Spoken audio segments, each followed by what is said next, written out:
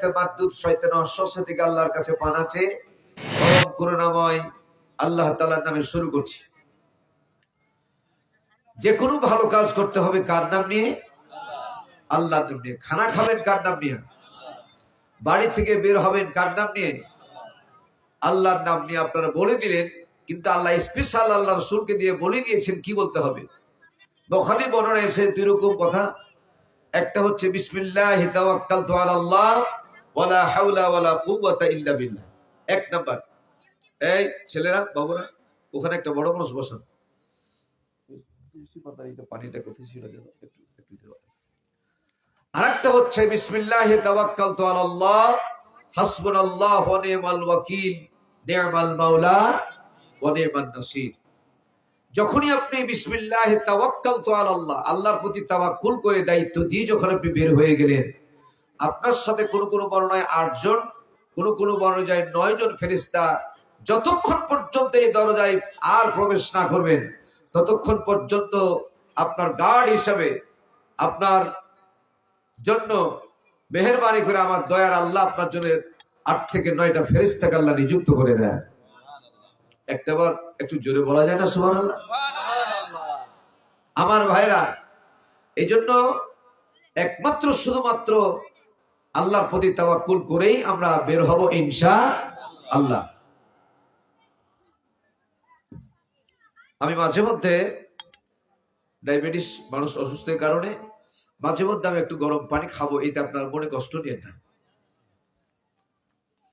অনুমতি দিলেন তো ভাই? হ্যাঁ, আপনারা বসবেন। আমি তো নিউ মার্কেট 33 বছর এই চাঁপাইনবাবগঞ্জে আছি, এখানেই বাসা, এখানেই মরার পরে এখানে থাকাকালীন নিয়ত চাঁপাইনবাবগঞ্জে। তাহলে তো আমরা একেবারেই নিকটতম মানুষ।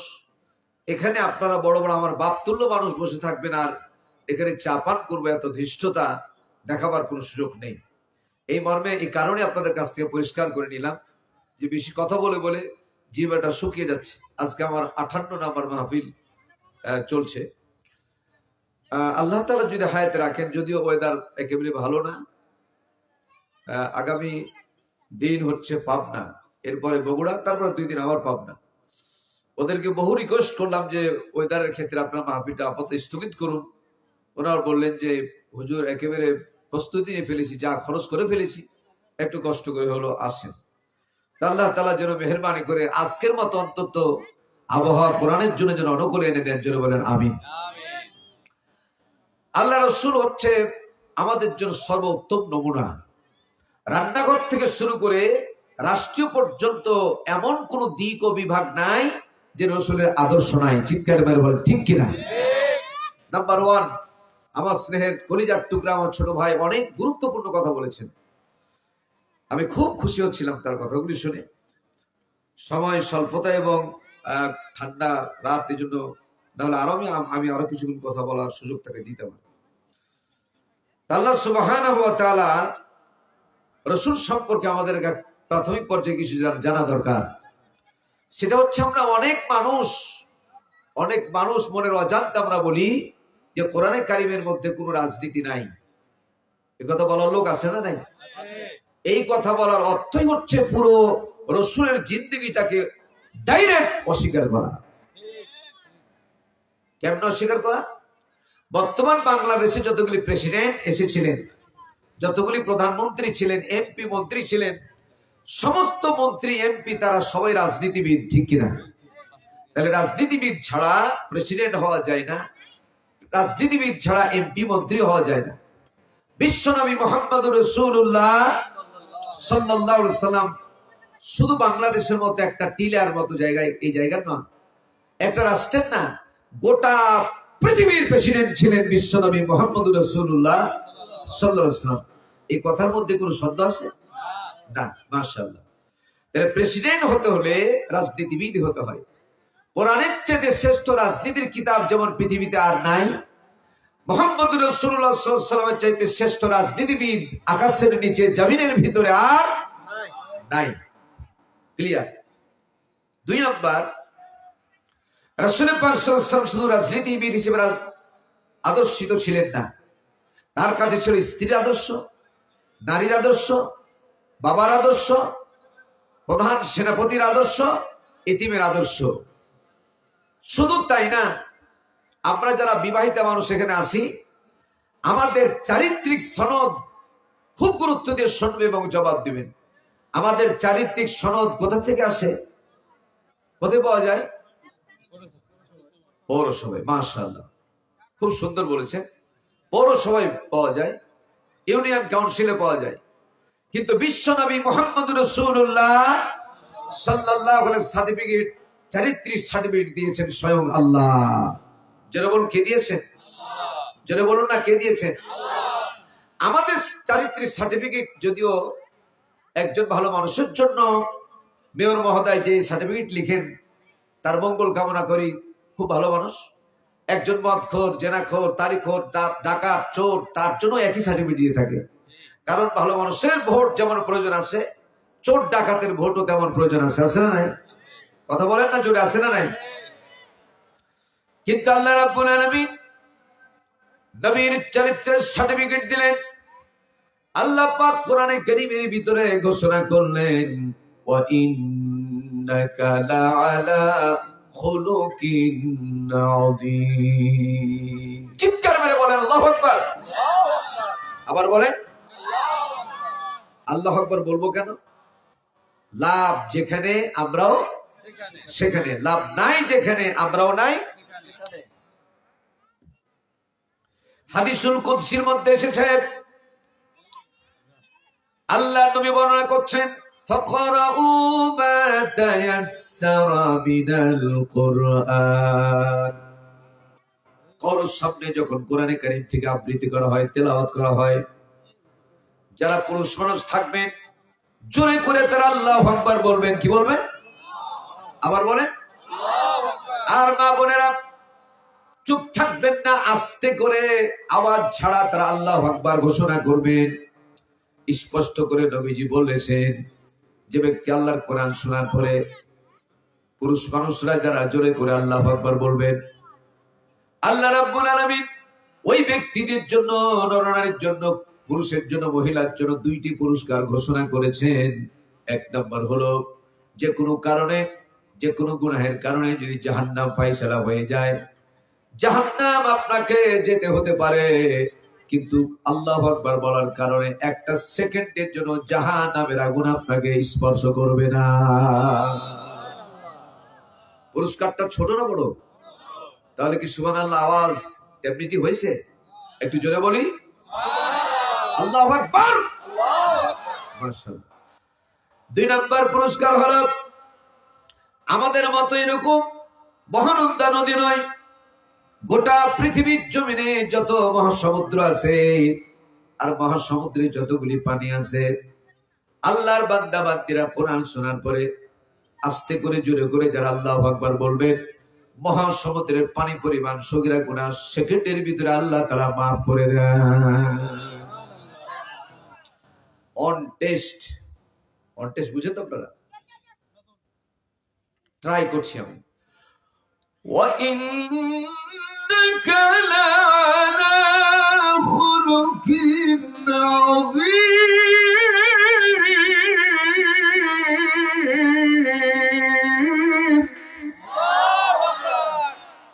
সুবহানাল্লাহ। আরবিতে আমিক মানে প্রশস্ত।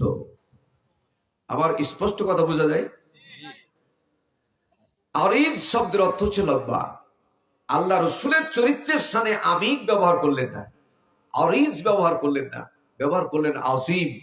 রসুলের চরিত্র এত বেশি উন্নত যেটা মাপার যন্ত্র পৃথিবীতে নাই। তাও জোরে সুবহানাল্লাহ বলবো না? সুবহানাল্লাহ। এই চরিত্রের সার্টিফিকেট আল্লাহ দিলেনই। আরেকটা সার্টিফিকেট তিনি পেয়েছিলেন, যে সার্টিফিকেট আমাদের জন্য পাওয়া বড় কঠিন।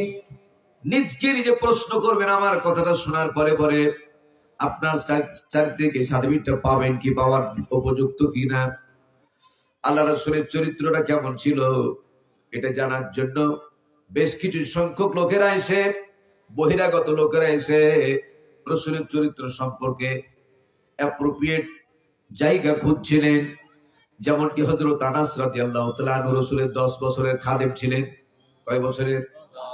10 বছর পর্যন্ত রাসূলের দিনে রাত্রের সঙ্গী। অবশ্যই তিনি রাসূলের চরিত্র সম্পর্কে বলতে পারতেন কি পারতেন না? হযরত আনাসের কাছে গেলেন না, হযরত আবু বকরের কাছে গেলেন না, হযরত ওমরের কাছে গেলেন না, হযরত আলী রাদিয়াল্লাহু তাআলা আলাইহিম আজমাইন তাদের কাছে কারো কাছে গেলেন না। রাসূলের চরিত্রটা কেমন এটা জানার জন্য আম্মা আয়েশা সিদ্দিকা রাদিয়াল্লাহু তাআলা আনহার কাছে গেলেন। সেই সময় রাসূল হিসেবে নয়, একজন স্বামী হিসেবে আপনার চরিত্রটা কেমন আম্মা আয়েশা মেহেরবানি করে আপনি বলে দিন। আমার ভাইয়েরা, আম্মা আয়েশা জবাব দিলেন, উনজুরিলাল কোরআন। আম্মা আয়েশা বললেন, তোমরা কখনো কখনো কোনোদিন চোখ দিয়ে কোরআন দেখেছো কিনা? সবাই বলল, হ্যাঁ আমরা কোরআন দেখেছি। ইকরাউল কোরআন, তোমরা কি কোরআন পড়েছো কিনা? সবাই বলল, হ্যাঁ আমরা কোরআন পড়েছি। আম্মা আয়েশা তৎক্ষণাৎ বললেন, তোমরা যদি কোরআন দেখে থাকো, কোরআন পড়ে থাকো, রাসূলের চরিত্র সম্পর্কে আমার কাছে কেন জানতে আসলে? আজকে থেকে পরিষ্কার জেনে নাও যে কোরআন তোমরা পড়েছো, এই কোরআন হাঁটতে পারে না, চলতে পারে না, কথা বলতে পারে না। তোমরা যদি কথা বলা কোরআন দেখতে চাও, হাঁটা কোরআন দেখতে চাও, জিন্দা কোরআন দেখতে চাও, আল্লাহর নবী মুহাম্মদুর রাসূলুল্লাহ সাল্লাল্লাহু আলাইহি ওয়াসাল্লামের দিকে তাকিয়ে দেখো, এটা হলো জীবিত কোরআন।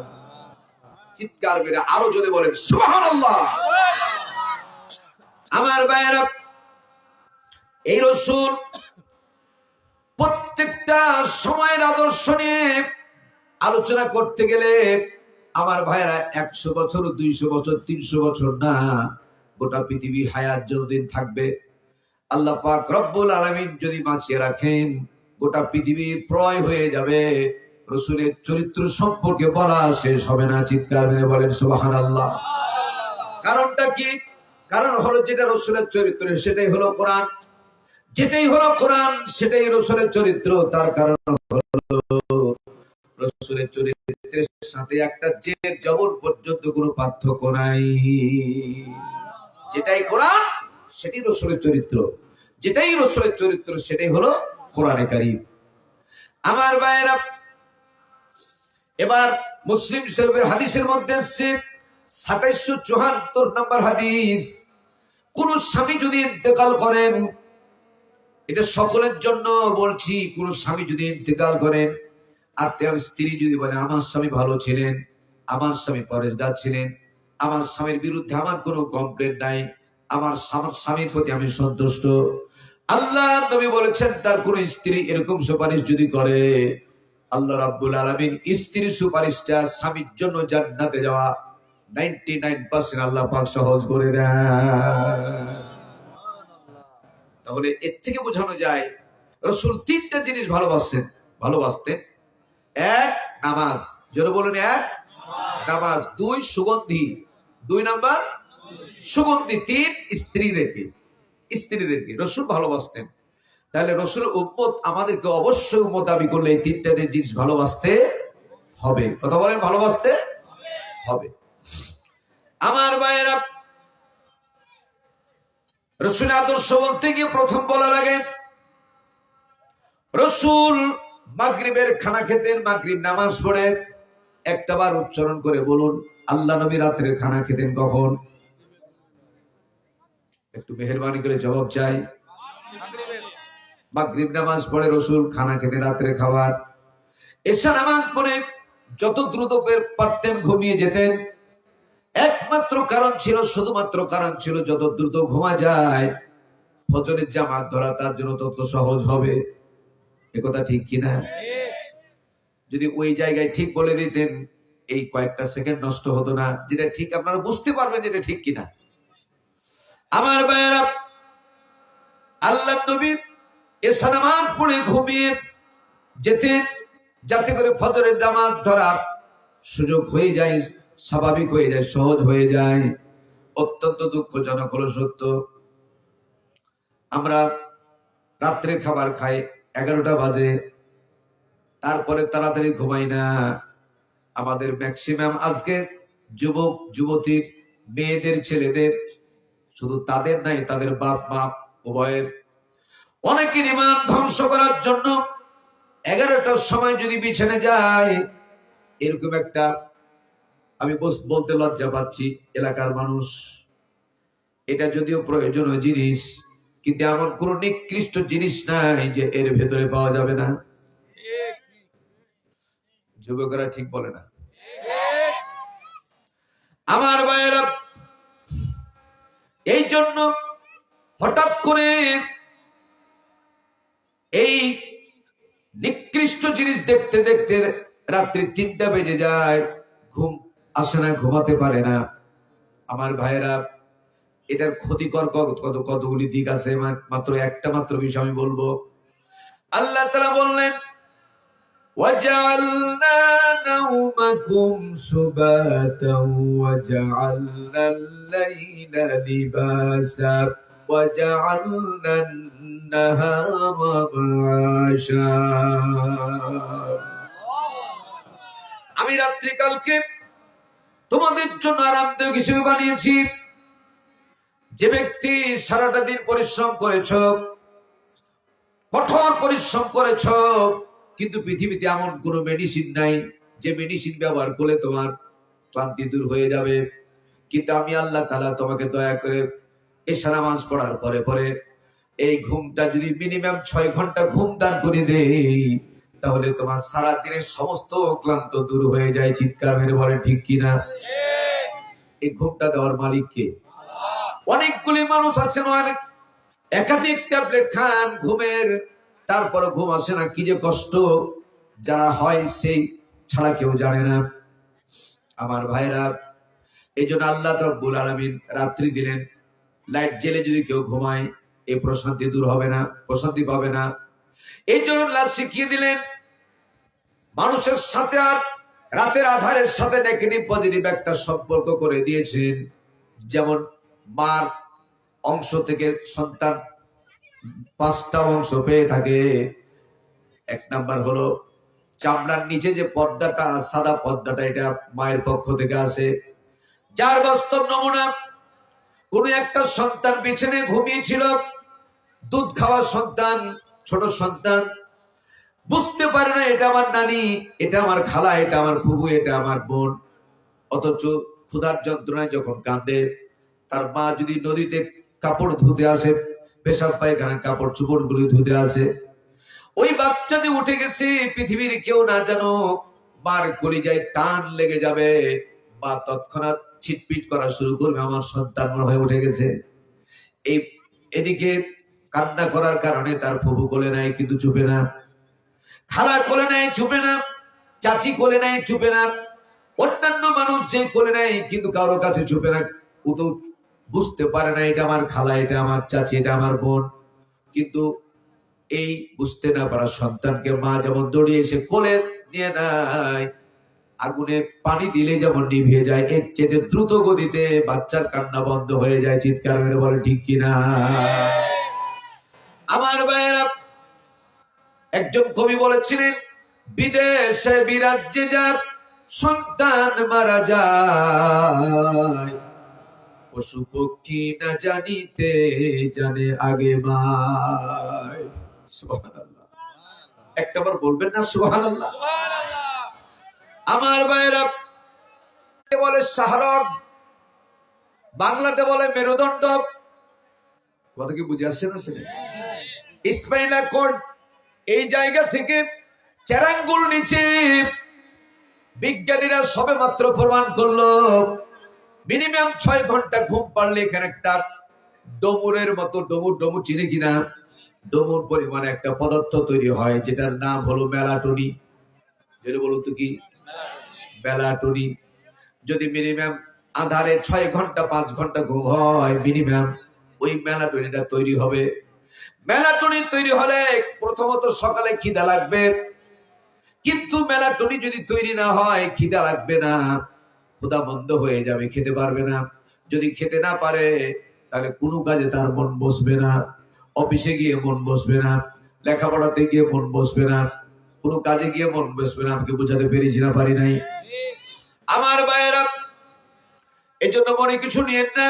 যুবকেরা, তোমরা সব সময়ের জন্য মোবাইল থেকে জান্নাত কামাই করতে পারবা, আবার যদি বিপরীত বেড়ে যাও জাহান্নাম চলে যাবা।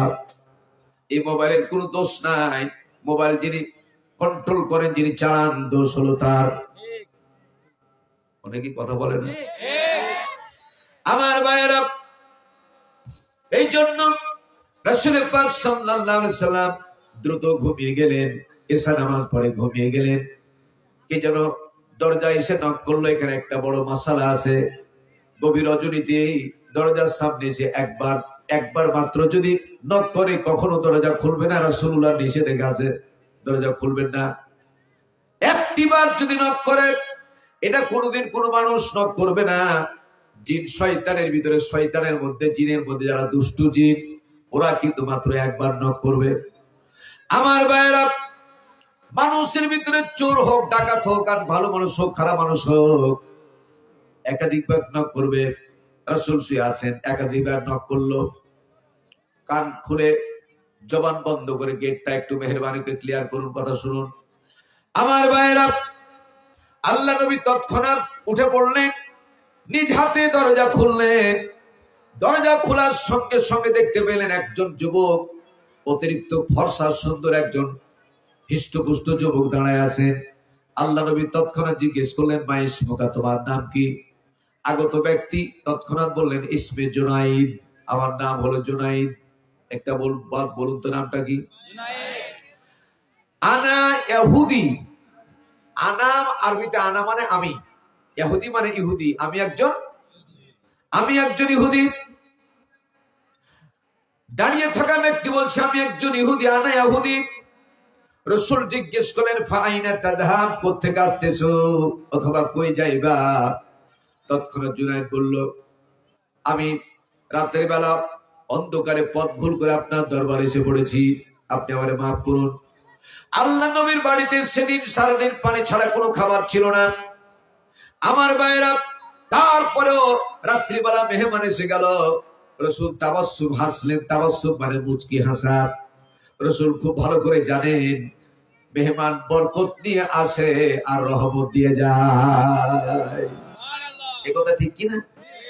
আজকে ম্যাক্সিমাম আমাদের বাড়িতে মেহমান আসে না, মেহমান ম্যাক্সিমাম আসে না। অনেক গুণে বরকত কমে গেছে, মেহমান আসে না। কার কারণে বলবো? একটু বলবো, মন খারাপ করবেন না। মেহমান আসছে না একটি মাত্র কারণে, 90% এই কারণে আসে না। আপনি আপনার স্ত্রীকে শুধু জিজ্ঞেস করেন আগের দিন, অমুকের মা, আগামীকালকে 10 জন মেহমান আসবে, একটু কষ্ট হলো ভালো করে রান্না করে দিও। যে কোনো কৌশলে আপনার স্ত্রী আপনার কাছে শুধু জানবে মেহমানটা কোন পক্ষে। টের পান নাই? যদি হয়ে গেছে স্বামীর পক্ষে এই মেহমান হওয়ার কারণে যেখানে একটা কাশিও ছিল না, সে চিৎকার করে বলল, তুমি জানো না আমার মাজা ব্যথা, আমার ঘাড় ব্যথা, আমার হাঁটু ব্যথা, ব্যথায় জর্জরিত হয়ে যায়, মনক্ষুণ্ণ হয়ে যায়। স্বামীর পক্ষে কোন মেহমান আসলেই স্ত্রীর অনেকটাই মনক্ষুণ্ণ হয়ে যায়। এরকম স্ত্রী আছে না নাই? কম না বেশি? অনেক বেশি, শহরে বেশি।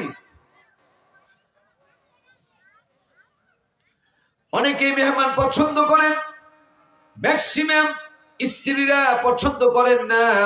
মেহমান যদি তোমার পক্ষের আসে, ওই যে আলাউদ্দিন হোটেলে চলে যাও, অমুক হোটেলে চলে যাও, রান্না করে খাওয়াইতে পারবো না।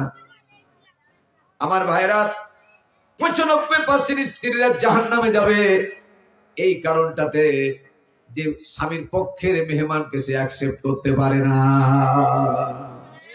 পছন্দই করে না।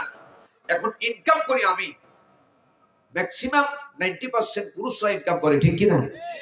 ইনকাম করি আমি, আমার ইনকাম করার টাকা আমার বাপ, ভাই, আমার বোনেরা, আমার পক্ষের মেহমানরা খাবে না। এটা কেমন কথা? পক্ষান্তরে এই মেহমানটা যদি অরিজিনালিটি, তার অসুখ থাকে, ব্যথাগুলা থাকে, আর মেহমানগুলা যদি বাই চান্স ওর পক্ষে হয়ে যায়, তখন ব্যথা থাকার কোন ওষুধ খাওয়া দরকার নাই, ওই মেহমান শুনলে তার ব্যথা ভালো হয়ে যায়। আছে না? কথা বলেন না, আছে না? একটি কথা মনে পড়লো আমার, আমাদের দেশের, বাংলাদেশ, আমার অভিজ্ঞতা থেকে বলছি, আমরা স্বামীরা আমরা স্বামীরা আমাদের শ্বশুর শাশুড়ি পক্ষের লোকগুলাকে যত ভালোবাসি, আমাদের 50% স্ত্রীরা যদি স্বামীর পক্ষের লোকগুলাকে এরকম ভালোবাসতো, প্রত্যেকটা বাড়িগুলা জান্নাতি বাড়িতে পরিণত হয়ে যেত। এবার পুরুষরা খুব খুশি, ঠিকটা খুব জোরে বলছে। আমি বলছিলাম ভাইরা, বিশ্বনবী মুহাম্মদ সাল্লাল্লাহু আলাইহি সাল্লাম তৎক্ষণাৎ বললেন, জুনাইদের ভিতরে আসো। ভিতরে নিয়ে গেলেন। ভিতরে নিয়ে যাওয়ার সাথে সাথে নবীজি নিজের হাতে এক মশক পানি দিলেন। পানি দেওয়ার পরে বললেন, জুনাইদের পা হাত পরিষ্কার করে ধুয়ে নাও। এটা খুব ডিস্টার্ব দিচ্ছে বাইরে। একটা কেউ বসেন না ওখানে, মাঝখানে বসেন, আর নাহলে উঠাই দেন। আমার ভাইরা, রাহমাতুল লিল আলামিন তৎক্ষণাৎ বললেন, জুনাইদ পা হাত পরিষ্কার করে ধুয়ে নাও। এরপরে আসো। জুনাইদ পরিষ্কার করে পা হাত ধুয়ে ফেললেন। রাসূল বিছানা দেখালেন, আমি এই বিছানায় ঘুমাই, তুমিও ঘুমাও। জুনাইদ বলছে, হে মুসলমানের নেতা, এত দামি বিছানায়, সুগন্ধিযুক্ত বিছানা আমি ঘুমাবো না। আমাকে ফ্লোরে একটা পাটির বিছানা করে দেন, সেখানে আমি ঘুমাতে পারবো। রাহমাতুল লিল আলামিন কি বলছে দেখেন, জুনাইদ, তুমি আমার মেহমান। তুমি কোন ধর্মের এটা বড় কথা নয়, তুমি আমার মেহমান। তোমার জন্য বলি, আল্লাহর কসম করে বলি, আমার বাড়িতে চাইতে দামি বিছানা যদি থাকতো, আমি নবীজি সেখানে তোমার আমি রাত্রে ঘুমাইতে দিতাম। ভাইরা আমার, বাবাজিরা আমার, আমাদের এমপি মহোদয়রা, উনি তো বিশ্ব নেতা, বিশ্ব প্রেসিডেন্ট ছিলেন। আমাদের এমপি মহোদয় অনেকে বলে, কি বলে, ওকে দেখা করতে গেলে দাঁড়িয়ে দরজা থাকতে থাকতে জীবন শেষ হয়ে যায়। ঠিক না বেঠিক? দেখাই পাওয়া যায় না, সিরিয়ালে দেখা পাওয়া যায় না। আমার ভাইরা, এটা সবাই করবে না। এই যে ডাকার পরে আমানতের খেয়ানত যে ব্যক্তি করবে, সে মুনাফিক। কথা বলে ঠিক কিনা? কথা বলবে, মিথ্যা কথা বলবে, এই ব্যক্তি হবে মুনাফিক। জোরে বলে ঠিক কিনা? আমার ভাইরা, আর যে ব্যক্তি আমানত আল্লাহর পক্ষ থেকে আসে, আমানতের খেয়ানত করে, এই ব্যক্তি কখনো মুমিন হতে পারে না, মুনাফিক হয়ে যায়। জোরে বলে নাউজুবিল্লাহ। আমার ভাইরা, আল্লাহ রাসূল বললেন, এখানে তোমারে ঘুমাতে হবে, এর চেয়ে দামি বিছানা আমার নাই। আল্লাহ নবীও ঘুমালেন, শুয়ে গেলেন। জুনাইদ শুয়ে গেল। দীর্ঘক্ষণ ধরে শুধু নড়াচড়া করে। নবীজি বললেন, জুনাইদ রে, আমি বুঝতে পেরেছি তুমি ক্ষুধার্ত। রাসূল তখন উঠে গেলেন, আর ওই মুহূর্তে তার মাথা নিজে হাত দিয়ে তারা উঠে বসালেন। জুনাইদ রে, ওয়াল্লাহি লিল্লাহি, আল্লাহ নামে শপথ করে বলি, আমার বাড়িতে কোনো পানি ছাড়া খাবার নাই, তবে এক্সেপশনাল একটা খাবার, সেটা হলো ছাগলের দুধ। আমি খুব পছন্দ করি। তোমার যদি পছন্দ হয়, যদিও ছাগলের বাচ্চা বড় হয়ে গেছে, দুধ আর ওলানে দুধ নাই, বেশি করে দুধ হয় না, কিন্তু আল্লাহর দরবারে আমি ফরিয়াদ জানাবো, তুমি যদি ছাগলের দুধ পছন্দ করো, তাহলে তোমার জন্য ব্যবস্থা করতে পারি আমি। জুনাইদ বলল, আমার আপত্তি নাই, আমার আপত্তি নাই। আল্লাহ নবী 2 রাকাত নামাজ পড়লেন, কাজে হাজাত নামাজ পড়লেন, সালাতুল হাজাত নামাজ পড়লেন, দরখাস্ত করলেন কার কাছে? রব্বুল আলামিন। আমার মেহমান একজন মেহমান, কিন্তু মেহমান অন্য ধর্মের মেহমান, ইহুদি। আল্লাহ তাআলা, তোমার সমস্ত ক্ষমতা থেকে তুমি মুক্ত। আল্লাহ তাআলা মেহমানদারি যাতে করতে পারি, অন্য খাবার বাড়িতে নাই, এই ছাগলের ওলানে আল্লাহ তুমি যথেষ্ট পরিমাণে দুধ দিয়ে দাও। বিসমিল্লাহ বলে মশক নিয়ে দুধ দোহান করতে লাগলেন। বিশ্বনবী রাত্রি বেলায় যেমন দোহান করা শুরু করলেন, প্রথমে মুচকি হাসি দিলেন দোহান করতে গিয়া। আল্লাহ রাব্বুল আলামিন ছাগল বড় করে দিয়ে, বড় হয়ে গেছে। আমাদের গরুর ছাগল, গাভীর ছাগল, ছাগলের বাচ্চারা বড় হয়ে গেলে দুধ কমে যায়, ঠিক কিনা? আল্লাহ নবী দোহান করা শুরু করলেন। স্পেশাল এত বেশি বরকত দিয়েছেন, এক মশক দুধ পান করলেন। আনন্দে আত্মহারা জুনাইদ। এত স্বাদ, এত টেস্টি দুধ, কার হাতে দোহানো দুধ? মুহাম্মদ রাসূলুল্লাহর বরকত আছে না নাই? এইরকম করতে করতে 2 নাম্বার মশক দিলেন। বাই রোটেশন পর্যায়ক্রমে 7 মশক দুধ পান করলেন। কয় মশক? জোরে বলেন না ভাই। 7 মশক দুধ পান করলেন। জুনায়েদ ঘুমিয়ে গেল, নবীজি ঘুমিয়ে গেলেন। কিছুক্ষণের ভিতরে আল্লাহ তাআলা কোরআনে কারীমের এই আয়াতটা নাযিল করে দিলেন। প্রথমত শুনুন, আল্লাহ পাক বললেন, ইয়া আইয়ুহাল মুযাম্মিলু কুমিল লাইলা ইল্লা কালিলান নিসফাহু আও ইনকুস মিনহু কালিলা আও জিদ আলাইহি ওয়া রাত্তিলিল কুরআনা তারতিলা। হে কম্বল আচ্ছাদনকারী নবী, উঠুন। নিসফাহু, রাত্রির অর্ধেকটা পার হয়ে গেছে, আর ঘুমাবেন না। আল্লাহর হক্কানি ওলি যারা, সাহাবী যারা, তাবিঈন যারা, ওলি যারা, আম্বিয়া আলাইহিমুস সালাম, নবী যারা, তাদের জন্য নিসফাহু আবিন কুসুমিনু কালিলা, রাত্রির অর্ধেকটা পার হওয়ার পরে একটা নামাজ ছিল, সেই নামাজটাকে বলা হয় কিয়ামুল লাইল। আমাদের দেশে আমরা বলি তাহাজ্জুদের নামাজ। কি বলি? তাহাজ্জুদের নামাজ প্রত্যেকটা নবীর জন্য ছিল ওয়াজিব। সুবহানাল্লাহ বলেন। ফরজ হয়ে গিয়েছিল কোন কোন নবীর উপরে।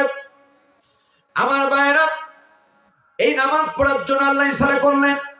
নবীজি তৎক্ষণাৎ আস্তে করে বিছানা থেকে উঠে ওযু করে নামাজের জন্য মসজিদে নববীতে চলে গেছেন। কিছুক্ষণ পরে জুনায়েদের ঘুম ভেঙে গেছে। কিছুক্ষণের ভিতরে জুনায়েদের ঘুম ভেঙে গেলে দুইটা কারণে ঘুম ভেঙেছে। হঠাৎ করে ঘুম ভাঙার পরে দেখলো রাসূল পাক সাল্লাল্লাহু আলাইহি ওয়াসাল্লাম যেখানে শুয়েছিলেন, আমার দিকে তাকান। অতিরিক্ত গরমের কারণে আল্লাহ নবীর ঘাড় বেয়ে ঘামগুলি জোরে জোরে বিছানা গলার এই আধার থেকে জায়গাগুলি ভিজে গেছে। জুনায়েদ তৎক্ষণাৎ একটা ভিন্ন চিন্তা করে, কি ব্যাপার, পানি পড়লে উপরে কেন যাবে, এই চিন্তা করে, ভিন্ন চিন্তা করে, এরকম করে পানিটা হাতে নিয়ে, ভিজা জায়গায় হাতে নিয়ে যেমন নাকের ডগায় দিয়েছে। জুনায়েদ বলছে, পরবর্তীতে বলেছে, মনে মনে আমি পেয়েছি, এমন অবস্থা হয়ে গেল যে অর্ধেকটা ঈমান যেন আমার বুকের উপরে চেপে বসেছে। কারণ হলো, একটা মানুষের ঘাম এত সুগন্ধ হয়।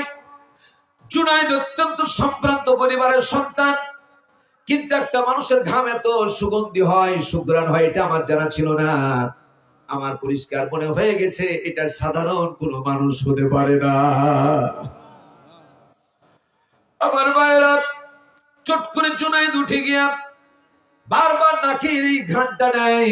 এদিকে দৌড়ায়, নবীকে পায় না। ওইদিকে যায়, নবীকে পায় না। এদিকে যায়, নবীকে পায় না। এক পর্যায়ে মসজিদ নববী থেকে মৃদু হাওয়া, মৃদু বাতাস যেমন আসছে, ওই বাতাসের ভিতরে ওই সুঘ্রাণটা পেয়েছে। তখন প্রাণপণে দৌড়িয়ে গেল, এদিক নিশ্চয় ওদিকে আছে নবীজি। আমার ভাইরা, মসজিদ নববীর পিছনে গিয়া বারান্দায় গিয়া পায়চারি করতেছে। এক্সেপশনাল একটা কথা, রাসূলকে আল্লাহ তাআলা নবুয়তের পরে চোখ দিয়ে আল্লাহ নবী যেমন দেখতে পেতেন, এর চাইতে রাত্রিবেলা চোখ দিয়ে যেমন দেখতে পেতেন, সামনে দেখতে পেতেন, দিনের বেলা দেখতে পেতেন, এর চাইতে রাত্রিবেলা পিছন সাইডে এর চাইতে 1000 নয়, 2000 নয়, 10,000 গুণ বেশি দেখতে পেতেন। চিৎকার করে বলেন সুবহানাল্লাহ।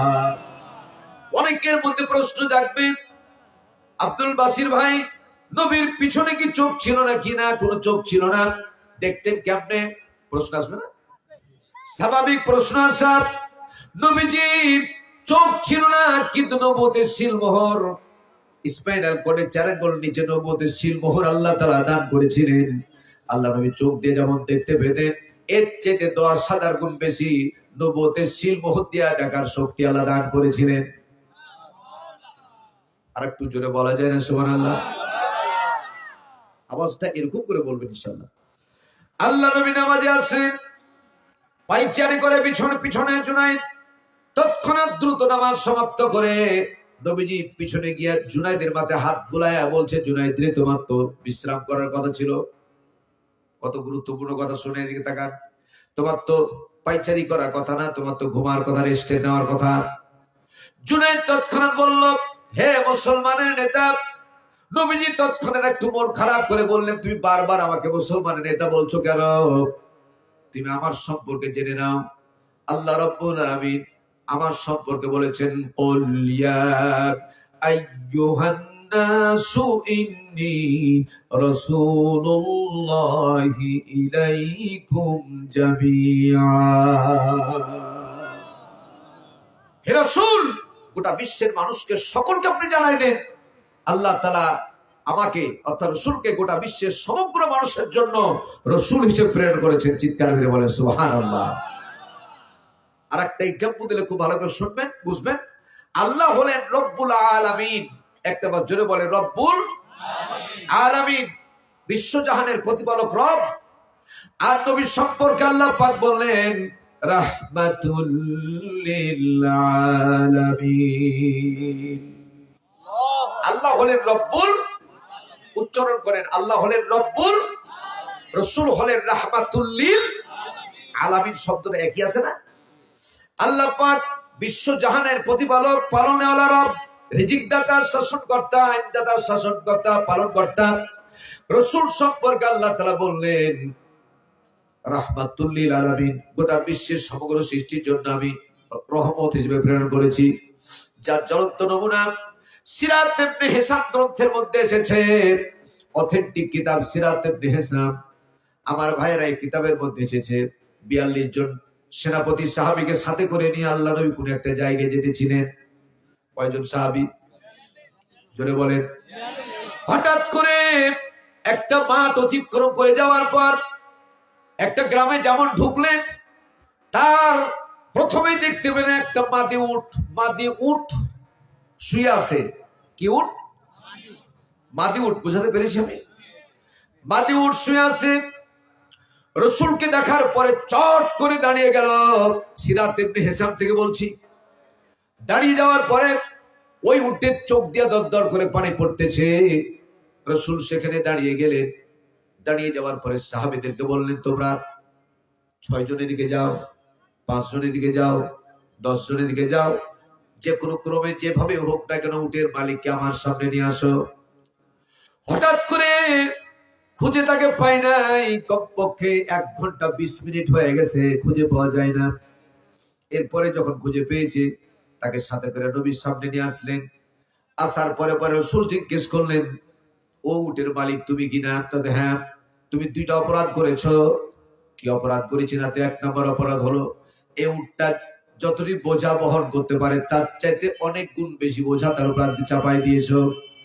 2 নম্বর হলো অতিরিক্ত বোঝা বহন করার কারণে তার প্রচন্ড খিদা পেয়েছে, কিন্তু যথাসাধ্য সময় তাকে খাবার দাও নাই। 2টা অপরাধ করেছো। উটের মালিক বলল, ওহে পথিক, যখন আমি তার উপরে বোঝা চাপাই তখনও তুমি ছিলে না, যখন বোঝা নামাই তখনও তুমি ছিলে না। আজকে 1.5 ঘন্টা পার হয়ে গেল, আমি অন্য কাজে ব্যস্ত ছিলাম, খাবার দাও হয় নাই। 2টা কথা কেমনে তুমি জানলে? তোমার পরিচয় কি আমারে জানাও। রাহমাতুল লিল আলামিন পরিচয় তখন দিলেন না। তিনি বললেন, তাহলে কেমনে বুঝলেন আমি বোঝা বেশি দিয়েছি, খাবার দেই নাই? কেমনে বুঝেছেন আমারে শোনান। রাসূল তখন বললেন, তোমার ফালইয়াদহাকু কলিলাও ওয়ালইয়াবকু কাসীরা। তোমার উটের চোখ দিয়ে যে দরদর করে পানি পড়তেছিল, আমাকে তোমার উটের পানি, চোখের পানিতে সব কথা বলে দিয়েছে। চিৎকার করে বলেন সুবহানাল্লাহ। একটাবার জোরে বলা যায় না সুবহানাল্লাহ? তৎক্ষণাৎ উটের মালিক বলতেছে, উটের চোখের পানি দেখে যে ব্যক্তি সত্য কথা বলে দিতে পারে, এই ব্যক্তি সাধারণ কোনো মানুষ হতে পারে না। এই ব্যক্তি নিঃসন্দেহে বিশ্বনবী, তাতে কোনো সন্দেহ নাই। রাহমাতুল লিল আলামিন তখন তার পরিচয় দিলেন। 1 মুহূর্ত দেরি না করে উটের মালিক পড়ে নিল, আশহাদু আল্লা ইলাহা ইল্লাল্লাহু ওয়া আশহাদু আন্না মুহাম্মাদান আবদুহু ওয়া রাসূলুহু। চিৎকার করে বলেন মারহাবা। আল্লাহ নবী তৎক্ষণাৎ বললেন, জুনাইদ রে, আমি তোমারও নবী, তোমারও নেতা। জুনাইদ খুব খুশি হয়ে গেল। মনে আছে না? জুনাইদ খুব খুশি হয়ে গেলেন এবং সঙ্গে সঙ্গে তিনি কালমা পড়ে সঙ্গে সঙ্গে খুশি হয়ে গেলেন। আর বললেন, তুমি এখানে এত রাত্রে জেগে কেন? তখন তিনি বললেন, হে নেতা, আমি বড় একটা অপরাধ করে দিয়েছি। দুটা কারণে অপরাধটা হতে পারে। এক নাম্বার কারণ, এত তৃপ্তি সহকারে দুধ পান করছি না, 7 মশক দুধ পান করেছি। এটা কম না বেশি? যথেষ্ট বেশি। অতিরিক্ত দুধ পান করার কারণ হতে পারে। 2 নাম্বার হলো, আমার জন্ম থেকে আজকে 55 বছর প্লাস আমার বয়স, জন্ম থেকে জ্ঞান হওয়া অব্দি এ পর্যন্ত এত শান্তির ঘুম কোনোদিন আমার আসে নাই। আপনার বিছানে যে শান্তির ঘুম হয়েছে, এটার কারণ হতে পারে অতিরিক্ত দুধ পান করার কারণ হতে পারে। যে কোনো কারণে এত সুন্দর বিছানে, দামি বিছানে আমার মনে লজ্জাতে পেশাব হয়ে গেছে। আমি পালিয়ে যেতে পারতাম, কিন্তু আমার সাথে যে আপনি আচরণ করেছেন, আমি মৃত্যু আগ পর্যন্ত নিজকে ক্ষমা করতে পারতাম না। এই জন্য ক্ষমা চাওয়ার জন্য দাঁড়িয়ে আছি। নবীজি তৎক্ষণাৎ বললেন, জুনাইদ তোমার হাত নামিয়ে নাও। তৎক্ষণাৎ হাত নামিয়ে নাও। জুনাইদ হাত নামিয়ে নিলেন। নবীজি তৎক্ষণাৎ 2খানা হাত জোর করে বললেন, জুনাইদ রে, উল্টা ক্ষমা চেও না, উল্টা ক্ষমা চেও না, আমাকে ক্ষমা করে দাও, আমাকে ক্ষমা করে দাও, আমাকে ক্ষমা করে দাও। কারণ হলো, বিছানা আমার, তুমি আমার মেহমান। জুনাইদ বলতেছে, অপরাধ করলাম আমি, ক্ষমা চান আপনি, এটা কেমন কথা? রাহমাতুল লিল আলামিন তৎক্ষণাৎ বললেন, আমি কেন তোমাকে বিছানা পরিবর্তন করে দিতে পারলাম না? এই যে রাত্রি সকাল না হওয়ার আগে তোমার ঘুমটা ভেঙে গেল, ঠিক মতো যে তুমি ঘুমাতে পারো নাই, বিশ্রাম করতে পারো নাই, এই কারণে কিয়ামতের ময়দানে আমার বিরুদ্ধে আল্লাহ দরবারে মামলা দায়ের করিও না। জুনাইদ তৎক্ষণাৎ বললেন, আমার বোঝা শেষ হয়ে গেছে, অপরাধ করলাম আমি, ক্ষমা চাইবেন আপনি। এটাও কোন একটা সাধারণ মানুষের কাজ হতে পারে না। আপনি যে বিশ্ব নবী, কথা বুঝতে আর আমার বাকি রইল না। এই মুহূর্তে আর দেরি না করে শান্তিপ্রিয় ধর্মে দীক্ষিত করুন। রাসূল তৎক্ষণাৎ বললেন, দাও হাতটা তোমার। হাতটা নিলেন আর সঙ্গে সঙ্গে ঘোষণা করলেন, পড়েন সবাই, আশহাদু আল্লা ইলাহা ইল্লাল্লাহু ওয়া আশহাদু আন্না মুহাম্মাদান আবদুহু ওয়া রাসূলুহু। চিৎকার মেরে বলেন মারহাবা। আল্লাহ নবী তৎক্ষণাৎ তার নাম রাখলেন আব্দুল্লাহ। কি নাম রাখলেন? নাম রাখলেন আব্দুল্লাহ। আল্লাহর কাছে এবং নবীর কাছে সবচেয়ে প্রিয় নাম হলো 2টা। একটা হলো আব্দুল্লাহ, 1 নম্বর হলো আব্দুল্লাহ, 2 নম্বর হলো আব্দুর রহমান। যারা বলুন 1 নম্বর কি, 2 নম্বর আব্দুর রহমান। ভাইরা আমার, কোন সন্তান জন্মগ্রহণ করার পরে পরে প্রথম পিতামাতার কাছে তার প্রথম দাবি হলো 2টা। যারা বলুন কয়টা? 1 নম্বর দাবি হলো অর্থবহ একটা নাম রাখা। কি রাখা?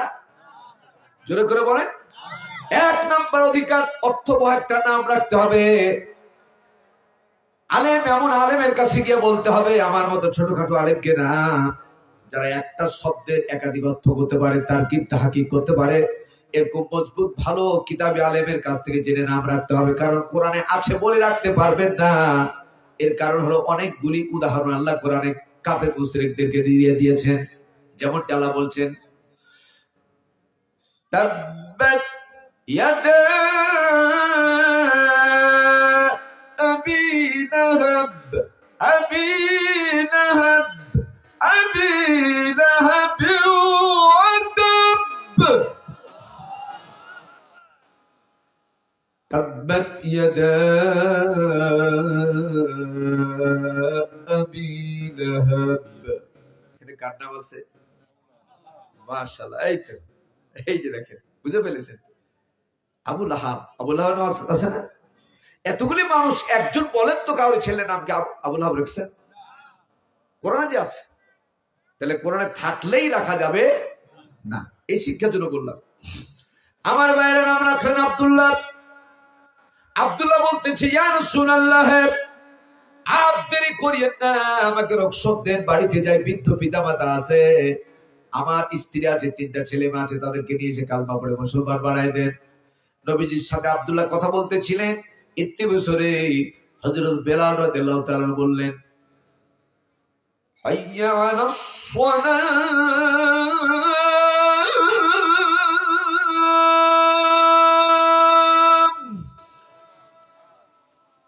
একবার জোরে বলেন, হাইয়া আলাস সালাহ শব্দের অর্থ কি? নামাজের দিকে। জোরে বলেন, নামাজের দিকে। তার পরবর্তী শব্দ কি? হাইয়া আলাল ফালাহ, কল্যাণের দিকে আসো। সুবহানাল্লাহ বলে। যত কল্যাণ সব কল্যাণ নামাজের মধ্যেই নিহিত আছে। সুবহানাল্লাহ বলে। আল্লাহ নবী তৎক্ষণাৎ বলেন, আব্দুল্লাহ রে, কোন ব্যক্তি যদি জোহরের নামাজের আগে, আজানের আগে ইসলাম কবুল করে, তাহলে তার পৃথিবীতে প্রথম কাজ হলো জোহরের নামাজ জামাতে আদায় করা। তুমি তো ফজরের আজানের আগে কালেমা পড়ে মুসলমান হয়েছ, এখন তোমার প্রথম কাজ হলো ফজরের জামাতে নামাজ আদায় করা। আব্দুল্লাহ তৎক্ষণাৎ বলল, ইয়া রাসূলুল্লাহ, নামাজের আরকান আহকাম জানি না, নামাজ কেমনে পড়া লাগে এটা আমার জানা নাই। আল্লাহ নবী তৎক্ষণাৎ কি বলবেন, ওই মুহূর্তে আল্লাহ আয়াত নাজিল করে দিলেন, হে রাসূল আব্দুল্লাহকে জানাই দেন, কিয়ামতের ময়দানে জানি না বলে যে আমি মাপ পাবো না, তার দলিল দেখেন। আমি যে মাপ পাবো না তার দলিল হলো, সঙ্গে সঙ্গে নবীর কানে পৌঁছে গেল, ওয়ারকাউ মার রাকিঈন। জোরে বলো আল্লাহু আকবার। ওয়ারকাউ, তাদের সাথে গিয়ে রুকু করো, বা আর রাকিঈন, যারা আল্লাহর কাছে রুকুতে পরিণত হয়ে যায়। সুবহানাল্লাহ বলেন। ওয়াসজুদু ওয়াবুদু রাব্বাকুম, তাদের সাথে গিয়ে আল্লাহকে সিজদা করো, যারা মাথা দিয়ে সিজদা দিয়ে দস্তখত করে জীবনকে ধন্য করে দেয়। আল্লাহু আকবার বলেন। আজকে আমাদের দেশের মানুষেরা মরার পরে মানুষকে খাওয়ায়, আছে না এরকম ভাই? যদিও কমেছে, এটা অনেক কমেছে, কিন্তু মরার পরে খাবার কথা কোরআন হাদিসে উল্লেখযোগ্য নাই। আছে মরার আগে খাওয়া, ঠিক না ভাই? ঠিক। 2 নম্বর, মরার পরে কোন ব্যক্তির জন্য পৃথিবীর সমগ্র সম্পদ যদি আপনি দান করে দেন, আবার বলি, ভেরি ইম্পর্টেন্ট পয়েন্ট, মৃত্যুর পরে কোন একজন ব্যক্তি XYZ তার নামে যদি পৃথিবীর সমগ্র কিছু দান করে দেন, আল্লাহ যে খুশি হবে, এর চাইতে জাগতিক অবস্থায়, জিন্দা অবস্থায় একটা সেজদা দিলে তার চাইতে অনেক গুণ বেশি খুশি হবে। একটা সেজদার দাম কত বেশি! আমরা হেলাই খেলাই অসংখ্য সেজদাকে আমরা কাজা করে ফেলেছি, ঠিক কিনা? কথা বলে ঠিক কিনা? আল্লাহর কাছে ক্ষমা ছাড়া কোনো উপায় নাই। আল্লাহ যেন আমাদের ক্ষমা করে দেন, বলেন আমিন। তৎক্ষণাৎ আব্দুল্লাহকে বললেন, আব্দুল্লাহ রে, আল্লাহর পক্ষ থেকে ডাক এসে গেছে, কোথাও যাওয়ার সুযোগ নাই। আল্লাহ নবীর পিছনে গিয়ে তিনি ফজরের জামাতে নামাজ আদায় করলেন, জীবন ধন্য হয়ে গেল। নামাজ শেষে আব্দুল্লাহ দ্রুত বলতেছে, ইয়া রাসূলুল্লাহ, আমার মন যেন কেমন করতেছে, আপনার কাছে এসে কালমা পড়ার আগেই যদি আমার বাপ মা মারা যায়, বৃদ্ধ মানুষ, তারা অনেক গুনাহ করেছে, অনেক গুনার ভিতরে আল্লাহ পাক কি গুনাহ কালমা পড়ার পরে আল্লাহকে আমাকে ক্ষমা করে দিয়েছেন। আব্দুল্লাহ বলছে, আমাকে আল্লাহ ক্ষমা করে দিয়েছেন। রাসূল বলেন, ক্ষমা হয়ে গেছে। সুবহানাল্লাহ বলেন। আব্দুল্লাহ বলতেছে, ইয়া রাসূলুল্লাহ, সব গুনাহ যদি মাফ হয়ে যায়, আপনার কাছ থেকে যে ব্যবহার পেয়েছি, আমার বিশ্বাস একটা গুনাহ অপরাধ একটা মাফ হয় না, একটা এখনো রয়ে গেছে। রাসূল বললেন, সেটা কি?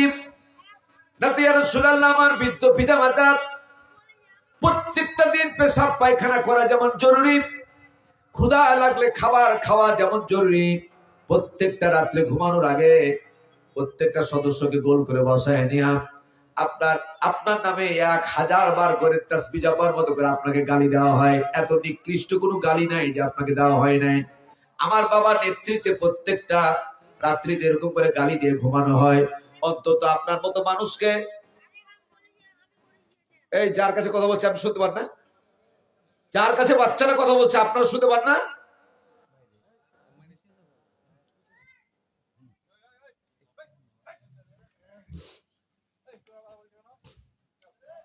মাফ করবেন, সরি। আমার ভাইরা, আমার পিতা মাতা প্রত্যেকটা দিন ঘুমানোর আগে আপনার মতো মানুষকে 1000 বার করে, প্রত্যেকটা ফ্যামিলির পরিবারে যতজন আছে 1000 বার করে গালি দেওয়া হয়, তারপরে ঘুমাতে দেয়। অন্তত এই গুনাহটা আল্লাহ মাফ করবেন না? রাসূল তৎক্ষণাৎ বললেন, এর চাইতে শক্ত গুনাহ হলেও আমার আল্লাহ তাআলা মাফ করে দিয়েছে। আমার ভাইরা, ওই মুহূর্তে আব্দুল্লাহ বাড়ি যেতে চাচ্ছিলেন। নবীজি বললেন, আমি তেমন কোন মানুষ নই, সকালবেলা অন্তত কিছু না খাবার দিয়ে তোমার বাড়ি পাঠাই দেব। খাবার বলতে ছাগলের দুধ ছাড়া আমার কিছু নাই। সংক্ষেপে বলি আমি, নবীজি মন খারাপ করছেন আপনারা? খারাপ লাগছে? আমার ভাইয়েরা, ওই মুহূর্তে রাসূল তাকে বাড়িতে নিয়ে আবার এক মশক দুধ পান করে, দুধ দোহান করে আব্দুল্লাহর হাতে উঠাইয়ে দিলেন। আব্দুল্লাহ যখন পানি দুধ পান করতে গেল, রাসূল তৎক্ষণাৎ হাতটা ধরে নিলেন। হাত ধরার পরে পরে বললেন, আব্দুল্লাহ রে, গত রাত্রে তুমি 7 মশক দুধ পান করেছো, তোমাকে কিছু বলি নাই, কারণ যে মালিক, এই দুধের মালিক কে? আল্লাহ। এই ছাগলে ওলানের দুধ বাড়িয়ে দিয়েছেন কে? আল্লাহ। বরকতের মালিক কে? আল্লাহ। ইন্নাহু হুয়ার রাজ্জাকু যুল কুওয়াতিল মাতিন। আওয়াজ আসতে বলেন আল্লাহু আকবার। আল্লাহু আকবার। চিৎকার করে বলেন আল্লাহু আকবার। আল্লাহু আকবার। যে আল্লাহ রাব্বুল আলামিন প্রত্যেকটা শিশু মায়ের, প্লিজ ডোন্ট মাইন্ড, প্রত্যেকটা শিশু যখন মায়ের পেটের ভিতরে থাকে, পেটে থেকে আসার 2-1 মাস আগে হাজার চেষ্টা করলেও মায়ের স্তন থেকে একটা ফোঁটা দুধ পান বের করতে পারবে না। কিন্তু বাচ্চা যখন দুনিয়াতে আসার মাত্র 72 ঘন্টা সময় আছে, ওই মুহূর্তে ইউটাস নামক এক প্রকার আঠালো পদার্থ, এটা চোখের কর্ণা থেকে তৈরি হয়। খলাকাল ইনসানি তাফসীর ইবনে কাসিরের মধ্যে আছে, আমি পেয়েছি। এখান থেকে ইউটাস নামক পদার্থ, এখান থেকে 11 লক্ষ সেল, বাম দিক থেকে 11 লক্ষ সেল। সেল হলো 2 প্রকার, একটা হচ্ছে CELL সেল, সেল মানে কোষ। কোষ শরীরে 2 প্রকার আছে, একটার ভেতরে ছিন্দা আছে, স্যালাইনের পাইপ একটা, যে ভিতরে ছিদ্র আছে না? আপনারা কি জন্মেও কোনো স্যালাইন পাইপ দেখেননি?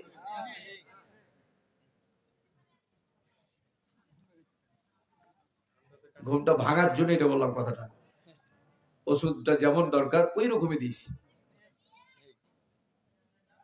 অ্যান্টিবায়োটিকের জায়গাতে কোনোদিন প্যারাসিটামলে কাজ করবে না, তবে মাপ চাই দিছি। এলাকার মানুষের এত কঠিন কথা বলা ঠিক হয়নি। আমার ভাইয়েরা, আবার বলি, বাচ্চা পৃথিবীতে আসার 52 ঘন্টা 72 ঘন্টা পূর্বে CELL সেল, কোষ দিয়া, ছিদ্র সেল দিয়া এক প্রকার আঠালো পদার্থ মায়ের স্তনে, সেখানে 11 লক্ষ করে 2 দিকে আছে। সেখান থেকে মায়ের স্তনে নিপুলের উপরে 16 করে 32টা ছিদ্র আল্লাহ তাআলা করে দিয়েছেন। সুবহানাল্লাহ বলেন। এখানে অনেকটা বোঝার জিনিস হলো, অনেকটা জ্ঞানের বিষয়। 32টা মায়ের স্তনে নিপুলে ছিদ্র না করে একটাই যদি ছিদ্র করতেন কোনো অসুবিধা ছিল না।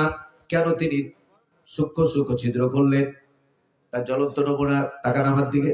আপনি বড় মানুষ, মনের অজান্তে তাড়াহুড়া করে যদি দাঁড়িয়ে হোক, যে কোনো তাড়াহুড়া করে পানি পান করে, পানি তো একটা তরল পদার্থ, কিন্তু তারপরে গলা আটকে গিয়া কাস্তে কাস্তে অনেকটা অজ্ঞান হয়ে যাওয়ার মতো হয়। কথা বলেন ঠিক কিনা?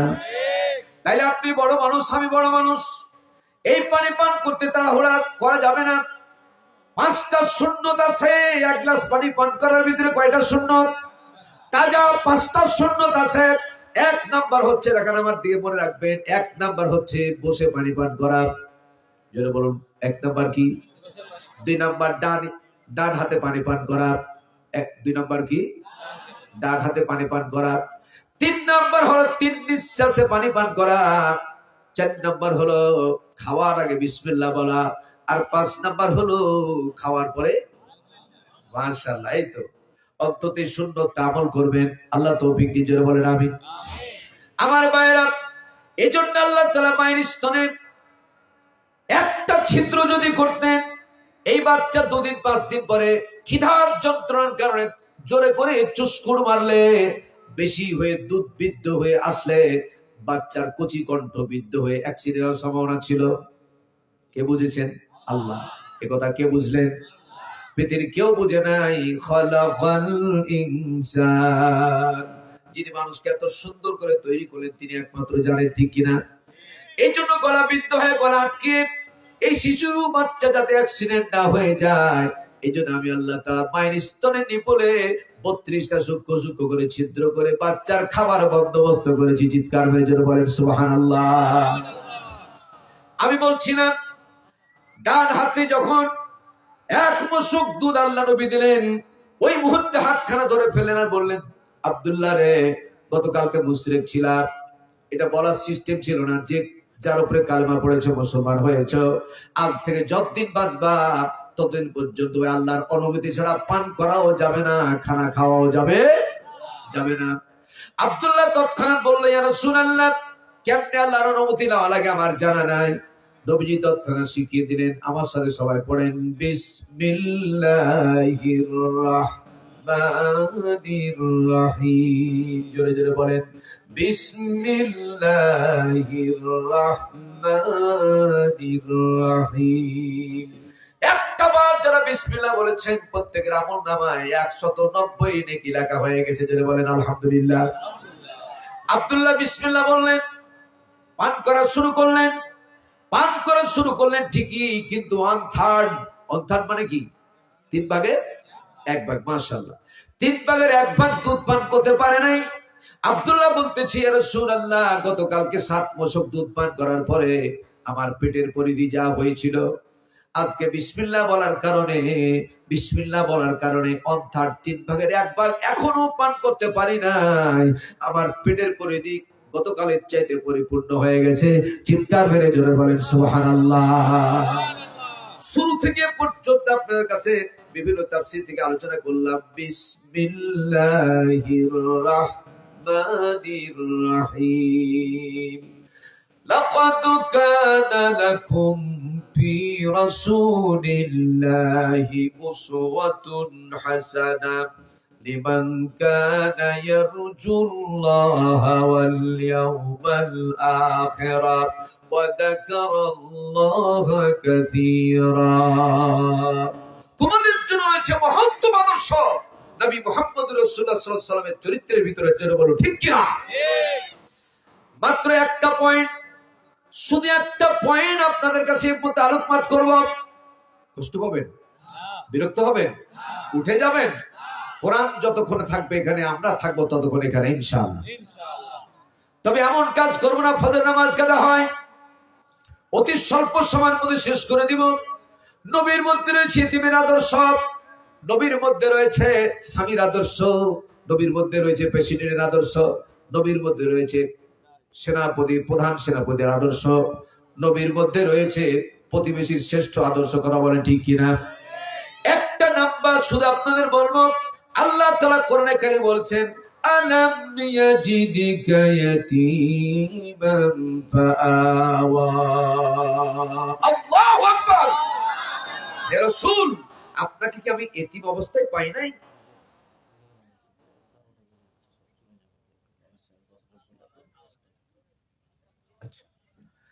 মা বোনেরা, আপনাদের জন্যই কেবলমাত্র শব্দ নামে নিলাম। 10টা মিনিট পরে আপনাদেরকে অন্য জগতে নিয়ে যাবো আল্লাহর রাস্তায়। একটু মেহেরবানি করে কষ্ট করে হলো শুনুন। 10টা মিনিট সময় দেওয়া যাবে কি যাবে না? মা বোনেরা বসুন, সাবজেক্টটা আপনাদেরই। আল্লাহ তাআলা এতিমদের কথা কেন গুরুত্ব দিলেন? এতিমদের মাল ভক্ষণ করো না, এতিমদেরকে কষ্ট দিও না, এতিমদেরকে হত্যা করিও না, এতিমদেরকে নির্যাতন করিও না। এতিমদের এত মর্যাদা কেন? আল্লাহ নবী সিরাত ইবনে হিসাম থেকে বলছি, আল্লাহ নবী তৎক্ষণাৎ 42 জন সাহাবীকে সাথে করে নিয়ে ঈদুল ফিতর নামাজ আদায় করার জন্য যাচ্ছেন। আর মাত্র 1 মিনিট হলে ঈদের ময়দানে প্রবেশ করবেন। কয় মিনিট? সবাই জোরে বলেন। 1 মিনিটের ভিতরে প্রবেশ করবেন ঈদগাহর ময়দানে। নবীজি তৎক্ষণাৎ বললেন, আব্দুল্লাহ ইবনে জুবাইর রাদিয়াল্লাহু তাআলা আনহু, কোন বর্ণনায় আব্দুল্লাহ ইবনে যায়েদ রাদিয়াল্লাহু তাআলা আনহুকে ডাকলেন আর বললেন, যায়েদ রে, আজকে কিসের দিন? যায়েদ দেশনিষ্ঠ হয়ে গেল, অবাক হয়ে গেল, ইয়া রাসূলুল্লাহ, এই তো ঈদের ময়দান। আল্লাহ নবী একটু রাখলেন কেমনে বুঝবো? আল্লাহ রাসূল রাখলেন, নাকের ডগাটা লাল হয়ে যেত, কানের এগুলি লাল হয়ে যেত, ভুরুর উপরটা লাল হয়ে যেত, ঠোঁটগুলো লাল হয়ে যেত। নবীজি রেগে গেছেন, বুঝতে পেরেছেন। নবীজি পুনরায় জিজ্ঞেস করলেন, ও যায়েদ, ঈদ মানে কি তুমি আমারে শোনাও। যায়েদ বললেন, ইয়া রাসূলুল্লাহ, ঈদ মানে খুশি। এক বাক্যে সবাই বলেন তো, ঈদ মানে আনন্দ, ঈদ মানে খুশি। রাহমাতুল লিল আলামিন তৎক্ষণাৎ বললেন, যায়েদের ঈদ মানে যদি খুশি হয়, আমার কণ্ঠ কুহুরে কোন দিক থেকে কান্নার আওয়াজ শুনতে পায় কেন? কোন বাচ্চা কাঁদতেছে, কান্না কেন শুনতে পায়? যতক্ষণ পর্যন্ত এটা উদ্ধার করতে না পারবা, ততক্ষণ পর্যন্ত আমি সামনে পা বাড়াবো না। রাসূল 6 জন করে আবার ছেড়ে দিলেন। মাত্র 10 মিনিটের নিচে সময়ের ভিতরে তাফসীরে কাবিরে লিখছে 9 মিনিট, তাফসীরে তাবারিতে লিখছে 5 মিনিট, আমার ভাই তাফসীর ফি জালালিল কোরআন লিখছে 9 মিনিট। এরকম 9 থেকে 10 মিনিটের নিচে হঠাৎ করে আব্দুল্লাহ ইবনে যায়েদ বলে, সাদ্দাকতা ইয়া রাসূলুল্লাহ, আপনি যা শুনেছেন তা সত্য। জনাবে সুবহানাল্লাহ। সাদ্দাকতা ফাসাদ্দাকতা, ওভার কনফার্ম, আপনি যা শুনেছেন তা সত্য ইয়া রাসূলুল্লাহ। আমি তাকে নিয়ে আসবো না, আপনি আসবেন এই জায়গায়। রাসূল বলেন, আমি আসতেছি। রাসূল সেখানে গেলেন। যাওয়ার পরে পরে দেখলেন একটা গাছের এখানে হেলানা দিয়া ছোট্ট একটা 8 বছরের কম হবে এরকম একটা বাচ্চা বসে বসে কাঁদতে আছে। রাহমাতুল লিল আলামিন ওই মুহূর্তে বাচ্চাকে জিজ্ঞেস করলেন, বাচ্চারে কেন কাঁদো? ওই মুহূর্তে বাচ্চা বলতেছে, ওহে পথিক, আমি তোমাকে বলবো না, আমি তোমাকে আমার মনের কথা, মনের দুঃখ তোমাকে বলতে চাই না। নবীজি তৎক্ষণাৎ বললেন, আমাকে বলবো না, কাকে বলবা? তার নামটা বলো, যে কোনো মূল্যে তোমার কাছে তাকে নিয়ে আসবো, তুমি নামটা বলো। ওহে পথিক, আমি তোমাকে বলবো না, তবে নামটা বলতেছি। আমি যাকে আমার মনে দুঃখ খুলে বলার জন্য এসেছি তিনি আর কেউ নয়, তিনি হলেন এতিম নবী, বিশ্ব নবী মুহাম্মদুর রাসূলুল্লাহ। চিৎকার মেরে জোরে বলেন সাল্লাল্লাহু আলাইহি ওয়াসাল্লাম। এই এতিম নবীকে, বিশ্ব নবীকে যদি পেতাম, আমার মনের দুঃখগুলি তার কাছে খুলে খুলে বলতাম। নবীজি সহ্য করতে পারলেন না, অঝর নয়নে কান্না শুরু করে ছোট্ট বাচ্চাকে দাঁড় করায়া বুকের এরকম সাথে এরকম জড়ায়া ধরে বলছে, ছোট্ট বাচ্চারে, তুমি যাকে তোমার মনের দুঃখ বলার জন্য অপেক্ষা করতেছো, আমি হলাম সেই এতিম নবী, বিশ্ব নবী মুহাম্মদুর রাসূলুল্লাহ। জোরে বলেন সাল্লাল্লাহু আলাইহি ওয়াসাল্লাম। ছোট বাচ্চা হাউ হাউ করে কেঁদে রাসূলকে জড়িয়ে ধরে বলল, ইয়া রাসূলুল্লাহ, আমি বুঝতে পারি নাই, অনেক আজে বাজে কথা আপনারে বলে ফেলেছি, আপনি মাফ করে দেন। রাসূল বলেন, মাফ চাওয়া লাগবে না, তোমার বোনের কষ্টগুলি আমারে খুলে বলো, কি জন্য কাঁদতেছো? বাচ্চা বলতেছে, ইয়া রাসূলুল্লাহ, আমার মার কাছ থেকে শুনেছি, মায়ের পেটের মধ্যে যখন ছিলাম, আমি যখন 7 মাস মায়ের পেটে আনুমানিক সময়, তখন নাকি আমার বাবা দুনিয়ার থেকে বিদায় নিয়েছেন, দুনিয়ার থেকে চলে গেছেন। বাবা কেমন জানি না, আব্বাকে আব্বা বলে ডাকতে কেমন লাগে আমার জানা নাই, কিন্তু আমার মা, 2টা পয়েন্ট আছে, আমার মা অত্যন্ত সুদর্শনী, সুন্দর চেহারার মানুষ, লক্ষ লক্ষ নারীদের ভিতরে আমার মা সবচেয়ে সুন্দর এক। এজন্য 2 নম্বর হলো নিজের ভরণ পোষণ চালাতে অক্ষম হওয়ার কারণে। 2টার ব্যাখ্যা 2 রকম লেখা আছে, লম্বা সময় চলে যাবে আর আমি সেদিকে যেতে পারছি না। আমার মা নিজের ভরণ পোষণ চালাতে অক্ষম হওয়ার কারণে অন্য একটা লোককে আমার মা বিয়ে করতে বাধ্য হয়েছে। আমার ভাইরা, কিন্তু দুঃখজনক হলো সত্য, যে লোকটাকে বিয়ে করেছে আমার মা, কোনো অবস্থাতে সে লোকটা আমাকে সইতে পারে না, বরদাস্ত করতে পারে না। আর মাত্র কয়েকদিন পরে দিন আমার সাথে যেই ছোট ছোট বাচ্চাগুলি খেলাধুলা করে, ওদের বড় ভাই অথবা বেশিরভাগ তার বাবা আঙ্গুল ধরে সবাইকে নিয়ে বাজারে গিয়া নতুন কাসব পোশাক আশাক কেনার জন্য। আমার তো বাবা দুনিয়াতে নাই, মা থেকেও নাই, একটা ভাইও নাই, একটা বোনও নাই, কেউ নাই দুনিয়াতে। আমি কাকে বলবো? আমি উকি মেরেছিলাম, যখন আমার মা 3 দিন আগে থেকে আমি উকি মারি, আমার মা যদি বাড়ি থেকে একবার বের হয়, অন্তত এই কথাটা বলার জন্য দৌড়িয়ে গিয়ে মাকে জড়িয়ে ধরবো। হঠাৎ করে দেখলাম মা বেরিয়েছে, প্রাণপণে দৌড়িয়ে গিয়ে মাকে জড়িয়ে কথাগুলি বলতেছিলাম। আর ওই পাষণ্ড ব্যক্তিটা, অর্থাৎ আমার মা যাকে বিয়ে করেছে, ওই লোকটা একটা বড় লোহার রড হাতে নিয়ে আমার মাথা বরাবর এমন জোরে আঘাত করে দুনিয়া থেকে আমাকে বিদায় করার চিন্তা করলো। আমার মা তৎক্ষণাৎ আমার মাথাটা সরাই নিয়েছিলেন। আমার কানের দিকে তাকান, বাম দিকের কানটা আমার একটুও নাই, ঝরে পড়ে গেছে। নবীজি দেখার পরে নবী আরো হেঁচকি দিয়া বাচ্চার মতো কান্না শুরু করলেন। নবীজি নিজে কষ্ট সহ্য করতে পারেন, কিন্তু অন্যের কষ্ট কখনো নবী সইতে পারেন না। ইয়া রাসূলুল্লাহ, আমি অজ্ঞান হয়ে সেখানে পড়েছিলাম। দীর্ঘক্ষণ পরে যখন আমার জ্ঞান ফিরে, আমি চিন্তা করলাম আমার এই অবস্থা, না জানি আমার মায়ের কি অবস্থা।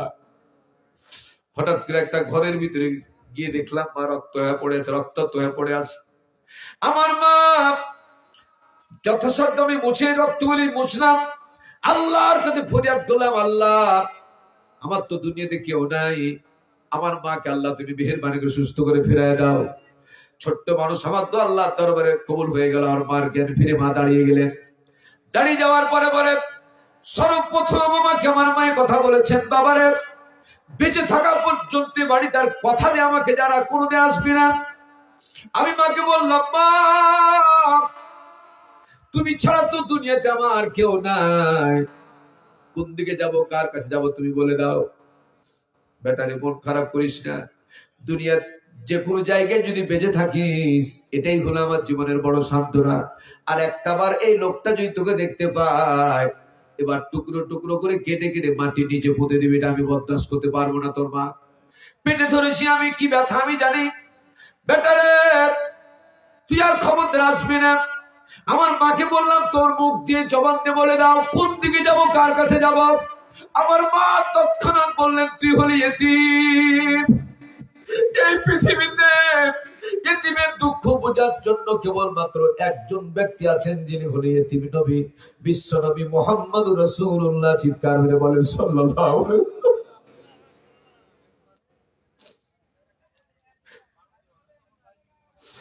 এই যে আপনাদের চোখের পানি এসেছে, আল্লাহি এই চোখের পানি জাত পড়ে গেছে, কোরআন সাক্ষী থাকলো। নবীজি বলে গেছেন, আমার চোখের পানির কথা শুনে যাদের চোখে পানি এক ফোঁটা এসে যাবে, জাহান্নাম আল্লাহ তার জন্য হারাম করে দিবে।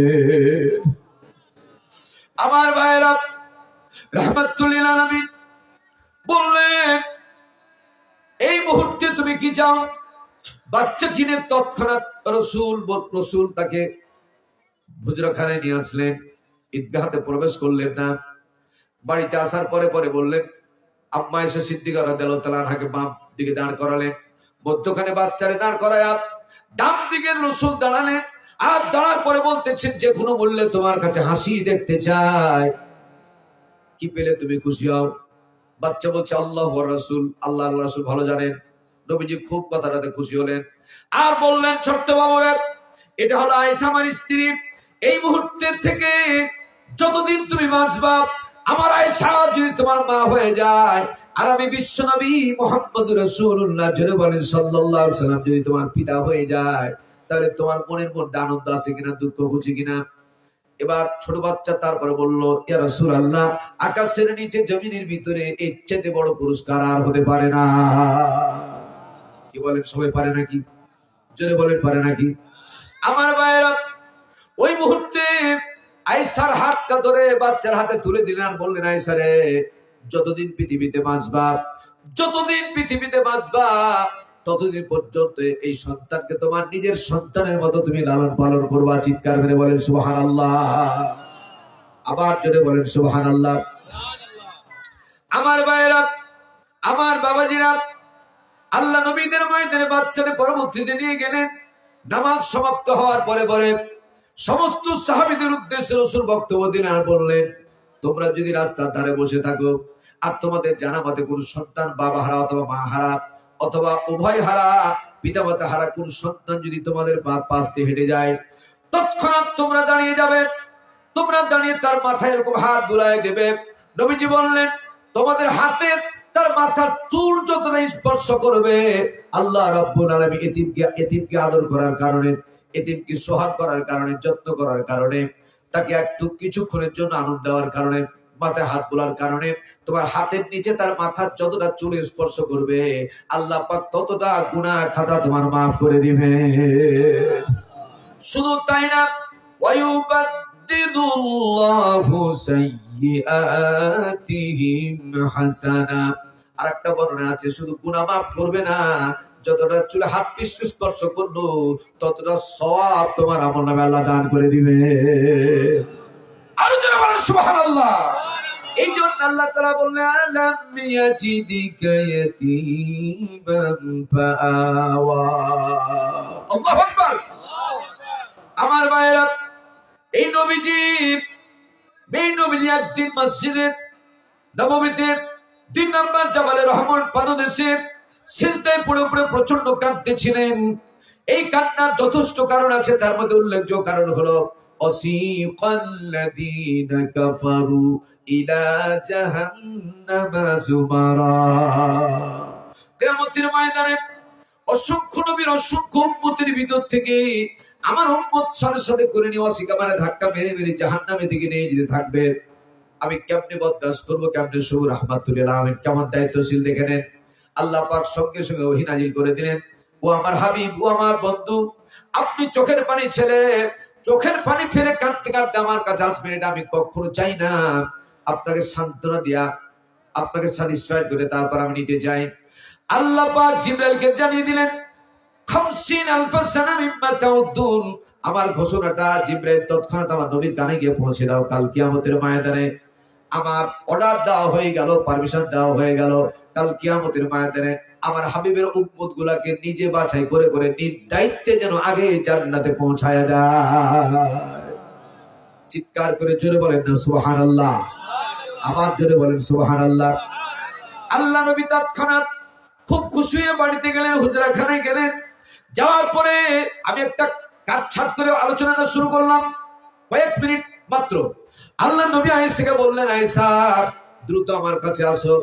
আল্লাহ নবীর কাছে আসলে দেখলেন চোখ থেকে নাকের ডগা পর্যন্ত দুটা সাদা দাগ পড়ে গেছে।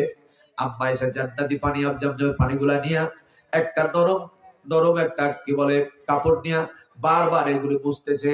যত মুছে তত তাজা হয়ে যায়, দাগটা উঠে না। ইয়া রাসূলুল্লাহ, দাগ যে উঠে না। নবীজি তৎক্ষণাৎ বলেন, আয়েশা এই দাগটার কারণে আমার বুকের ব্যথার যন্ত্রণাকে আল্লাহ তাআলা নিঃশেষ করে পরিষ্কার করে দিয়েছে।